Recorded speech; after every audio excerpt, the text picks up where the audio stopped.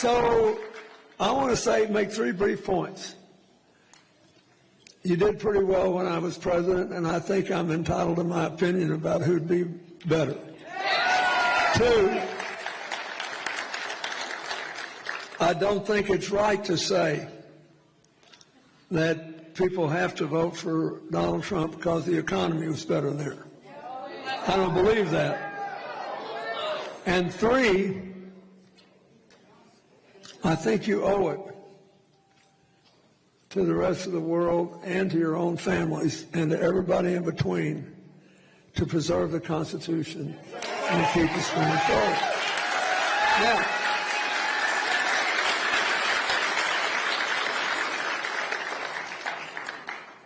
the authoritarian MAGA crowd has made it clear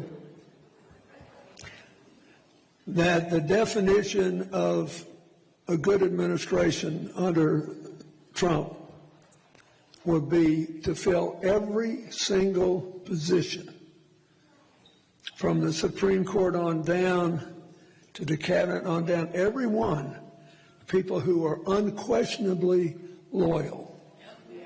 That is, when they ask you that old joke line, are you going to believe me or your lying eyes? You will always answer, you, master. They made it absolutely clear. And I think that is a recipe for disaster. Because nobody knows everything, and a broken clock is right twice a day. So we all spend our whole lives trying to get further away from the broken clock and closer to being right all the time, knowing we'll never get there. And we need other people who have different life experiences, who have different,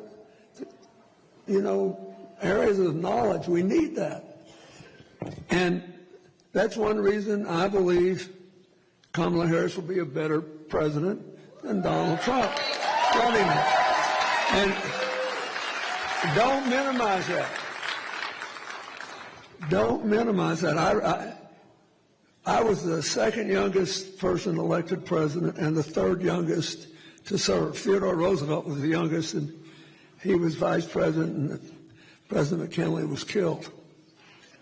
And the first week I was there, because I had all these great young people who worked in my campaign, one of whom, Gene Sperling from Michigan, is behind that curtain.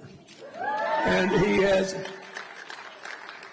he was an essential economic advisor to me, to Barack Obama, to Joe Biden, and to Kamala Harris.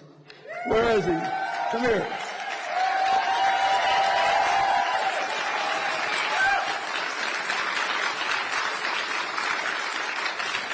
This is enter the deep state the Republicans are always crying about.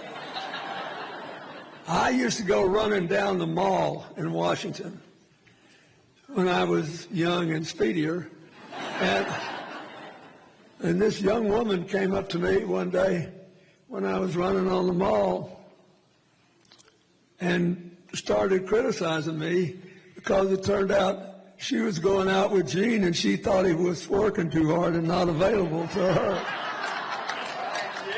So I had to go home and I was properly chastened. I did want to bring him out because I love him and he never tries to get any credit. But I remember Hillary said to him once that, Gene, you've got all these new ideas. I've got a new one for you. Sleep. You need to try to get some sleep.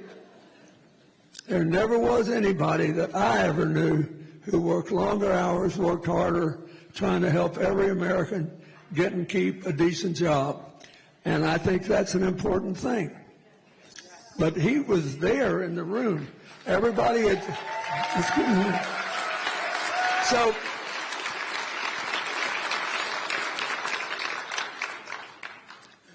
Governor Whitmer has an aide back there named Terry Krenvik who helped me get started when I left the White House.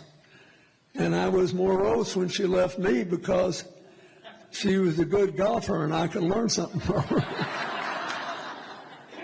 my point is, all these people are people, but I got them in the Oval Office. And I said to them, I said, I want the young people here to remember, one of the reasons I got elected is that I was the longest serving governor in the country. So that I might not be from a big state, I might not be super rich, but I have made a bunch of decisions. I have made a bunch of mistakes, and I've made a bunch of good ones.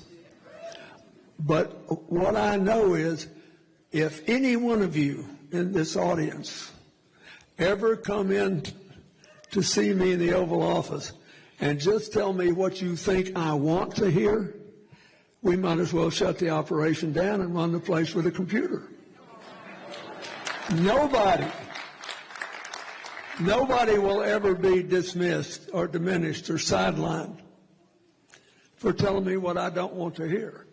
Now, if I listen and we work through it and I still make a decision you don't agree with, the honorable thing is not to backstab everybody you work with. The honorable thing is to resign, and if you do, I will give you a terrific recommendation. And thank you, and tell everybody that you have served democracy well.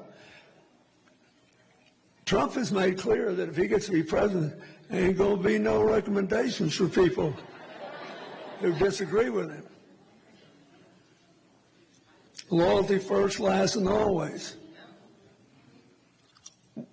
The loyalty should extend to somebody who gives you a job, but it is rooted in your loyalty to the Constitution and laws of the United States of America. So that's one reason I'm for her.